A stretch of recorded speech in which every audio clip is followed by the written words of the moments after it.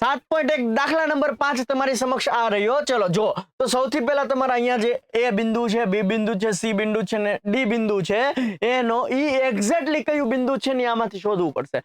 ઈ શોધીને પછી આપણે શું કરવાનું છે કે અંતર સૂત્રના ઉપયોગથી કહેવાનું કે એબીસીડી ચોરસ છે કે નહીં, ઈ તેની સાથે તમે ચમેલી અસહમત થાય છે, પણ આપણે કહેવાનું છે કે આ ચોરસ છે કે નહીં। જો ચોરસ હોય તો પ્રસ્તાવનાના વિડીયોમાં મેં તમને કીધું હતું, શું કીધું હતું, એબી બીસી સીડી ને ડી એ જો સરખા મળે તો એ ચોરસ હશે, અથવા તો ઈ સમબાજુ ચતુષ્કોણ હશે તો આપણે એસી અને બીડી ડાયાગોનલ એટલે કે વિકર્ણ પણ શોધવા પડે। જો એ બંને સમાન આવે તો આપણે કહી શકીએ કે આ ચતુષ્કોણ એબીસીડી જે છે આનાથી જે ચતુષ્કોણ એબીસીડી બનશે એ ચોરસ બનશે।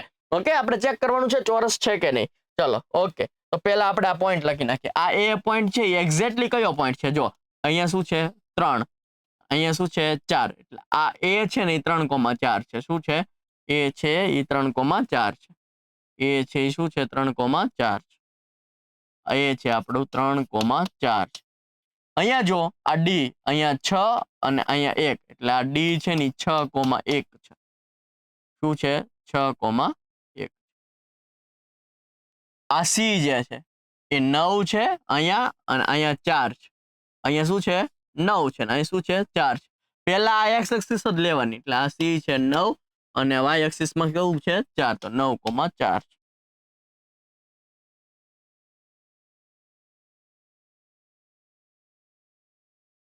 આ કયું હતું, એ કયું હતું ભાઈ 3,4 હતું ને। ઓકે, અને આ બી છે, જો અહીંયા 6 છે અહીંયા 7 છે, એટલે 6,7। આ એ થી બી જોડો, બી થી સી જોડો અને સી થી ડી જોડો। આ જે છે ને ઈ ચોરસ છે કે નહીં આપણે જોવાનું। ઓકે, તો ચોરસ છે કે નહીં જોવા માટે પેલા એબીસીડી લખી નાખીએ। અહીંયા આપણે નેક્સ્ટ પેજ લઈને લખી નાખીએ ને, એ છે આપણે 3,4, એ છે 3,4, પછી બી શું છે, ઓકે બી છે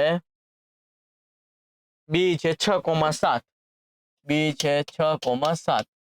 સી શું છે, કે સી છે 9,4, સી છે 9,4, અને ડી શું છે તો કે ડી છે 6,1, ડી છે 6,1। આપણે અંતર સૂત્રથી એ બી બીસી સીડી અને ડી આ ચારેય વસ્તુ મેળવવાની છે। ઓકે, એ બી મેળવીએ।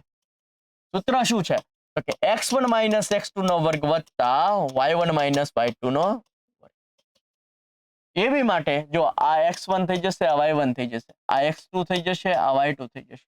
કિંમત મૂકીએ, x1 3, x1 કેટલું છે 3 ઓછા, x2 કેટલું છે તો કે 6, y1 કેટલું છે તો કે 4, y2 કેટલું છે તો કે 7। 3 માંથી 6 જાય તો ઓછા 3, 4 માંથી 7 જાય તો પણ ઓછા 3, ઓછાનો વર્ગ વત્તા જ થઈ જાય એટલે કોઈ ચિંતા નથી। 3 નો વર્ગ 9, ઓછાનો વર્ગ વત્તા થઈ જાય, 3 નો વર્ગ 9, 9 + 9 18, આ 18 ને લખાય 9 દુ 18, અને આ 9 12 આવે તો 3 થઈ જશે। એવી મેળવ્યું। હવે બીસી મેળવીએ। બીસી મેળવીએ છે ત્યારે અહીંયા આ x1 y1 થઈ જશે અને આ x2 y2 થઈ જશે। સૂત્ર શું છે આપણી પાસે તો કે સૂત્ર એક જ છે, x1 - x2 નો વર્ગ વત્તા y1 - y2 નો। કિંમત મૂકી દઈએ। x1 કેટલા છે, x1 તો કે 6 છે, x2 કેટલા છે તો કે 9 છે। ઓકે, y1 કેટલા છે તો કે 7 ઓછા y2 કેટલા છે તો કે 4, 6 માંથી 9 જાય તો ઓછા 3, 7 માંથી 4 જાય તો 3, ઓછાનો વર્ગ વત્તા થઈ જાય, 3 નો વર્ગ 9, 3 નો વર્ગ 9, 9 + 9 18, 18 ને લખાય 9 દુ, અને આ 9 12 આવશે તો શું થઈ જશે 3 વર્ગમૂળમાં। જો એ બી નો જવાબ પણ 3 વર્ગમૂળમાં 2 આવ્યો, બીસી નો પણ 3 વર્ગમૂળમાં 2 આવ્યો। તો હવે આપણે મેળવીએ સીડી, હવે આપણે મેળવીએ સીડી। ઓકે, તો સી ના યામ લખી નાખીએ છે। સી ના યામ છે 9,4 અને ડી ના યામ છે 6,1, 9,4 અને ડી ના યામ છે 6,1, બરોબર। આને કહી દો x1 y1, આને કહી દો x2 y2, મેળવી નાખીએ છીએ સીડી। સૂત્ર આપણી પાસે એક જ છે, x1 માઇનસ x2 નો વર્ગ વત્તા y1 માઇનસ y2 નો વર્ગ. x1 શું છે તો કે 9 છે, x2 શું છે તો કે 6 છે, y1 શું છે તો કે 4 છે, y2 શું છે તો કે 1 છે. 9 માંથી 6 જાય તો 3, 4 માંથી 1 જાય તો પણ 3, 3 નો વર્ગ 9, 3 નો વર્ગ 9, 9 વત્તા 9 18, આ 18 ને લખાય 9 દુ 18, 9 12 આવશે શું થઈ જશે 3 વર્ગમૂળમાં. હવે આપણે એડી મેળવી નાખીએ, એટલે માનો કે a ના યામ લખી નાખું, શું છે એના યામ 3,4, 3,4 અને d ના યામ લખી નાખું. એડી કયો કે da કયો બંને ચાલે. ઓકે, a ને x1 y1 કયો કે d ને x1 y1 કયો બંને ચાલે, જવાબ સરખો જ આવશે. d છે 6,1,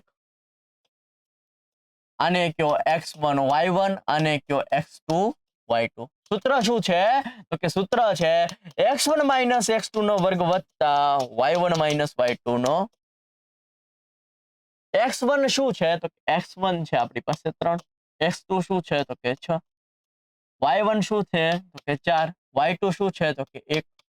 શું જવાબ આવશે તો કે 3 માંથી 6 જાય તો -3, 4 માંથી 1 જાય તો 3, -3 નો વર્ગ, ઓછાનો વર્ગ તો વત્તા થઈ જવાનો છે, 3 નો વર્ગ 9, 3 નો વર્ગ 9, 9 ને 9 18, 18 ને લખાય 9 દુ 18, 9 12 આવશે તો 3 થઈ જશે.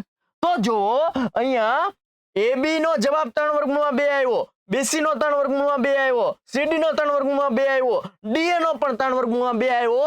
એનો મતલબ કે AB બરાબર BC બરાબર આપણને શું મળ્યું, AB બરાબર BC બરાબર CD બરાબર DA અથવા તો AD આવું મળ્યું. તો અહીંયાથી બે પોસિબિલિટી કે આ ચોરસ હોઈ શકે અથવા તો સમબાજુ ચતુષ્કોણ હોઈ શકે. તો હવે આ કયું છે એ નક્કી કરવા માટે આપણે શું કરવું પડે, વિકર્ણ ગોતવા પડે, AC અને BD મેળવવા પડે. શું મેળવવું પડે, AC મેળવવું પડે અને BD મેળવવા પડે. જો AC અને BD ના જવાબ સરખા મળે તો આપણે કહી શકીએ કે ઈ ચોરસ છે, પણ AC અને BD ના જવાબ સરખા ન મળે તો આપણે કહી શકીએ કે ઈ ચોરસ નથી, ઈ સમબાજુ ચતુષ્કોણ છે. તો હવે આપણે મેળવશું AC અને BD. ઓકે, ચલો ABCD આપણે છે ને લખી નાખીએ. ABCD આપણે લખી નાખીએ. A છે 3,4, અહીંયા આપણે લખી નાખીએ A છે 3,4, પછી D જે હતું ને એ તો 6,1 છે, આપણને ખબર છે.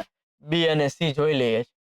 C છે 9,4, C છે 9,4, C છે 9,4 અને આપણો B ક્યાં છે, B છે 6,7, B છે 6,7, B છે 6,7.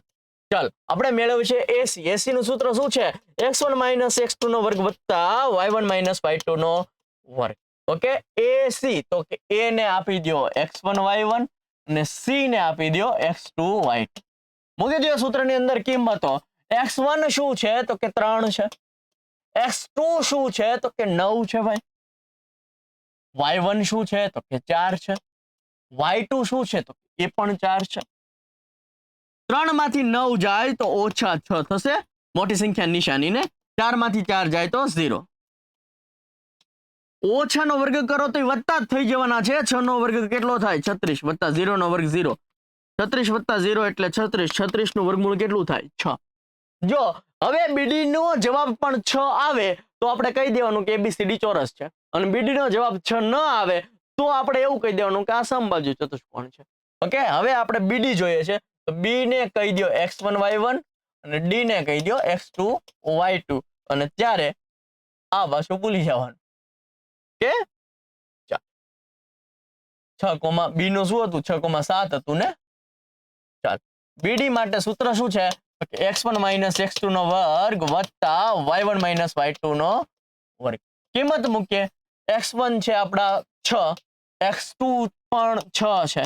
ઓકે, y1 છે આપણા 7, y2 છે 1. ઓકે, 6 માંથી 6 જાય તો 0, 7 માંથી 1 જાય તો 6. ઓકે, 6 નો વર્ગ 36 ને 36 નું વર્ગમૂળ 6. અંતર સૂત્ર છે ને, જો તમને એમ થાય સાહેબ 36 નું વર્ગમૂળ તો પ્લસ ઓર માઇનસ 6 થાય, +6 થાય ને -6 થાય, પણ -6 જે છે એ અંતર માઇનસમાં મપાય નહીં, એટલે જવાબ શું આવશે 6. જો આ બંનેનો જવાબ સરખો આવ્યો, પહેલા આપણને આવું મળ્યું AB બરાબર BC બરાબર CD બરાબર AD અને પછી આપણને એવું મળ્યું કે આ વિકર્ણો સરખા આવ્યા AC અને BD કેવા આવ્યા સરખા. તો મેં તમને પ્રસ્તાવનાના વિડીયોમાં કીધું હતું AB બરાબર BC બરાબર CD બરાબર AD આવે તો આપણે AC અને BD મેળવવાના. જો આ AC અને BD સરખા આવી જાય તો આપણે કહી શકીએ કે ચતુષ્કોણ ABCD એ ચોરસ છે. શું છે? ચોરસ. ડન થાય છે? મજા આવે છે? જરૂર પડે આ વિડીયો ફરી એક વખત જોઈ લેજો. મજા આવે તો લાઈક શેર સબસ્ક્રાઇબ કરી નાખજો. બધા સુધી આ વિડીયો પહોંચાડી દો. મળીએ છીએ નેક્સ્ટ લેક્ચર સાથે. ત્યાં સુધી જય હિન્દ જય ભારત.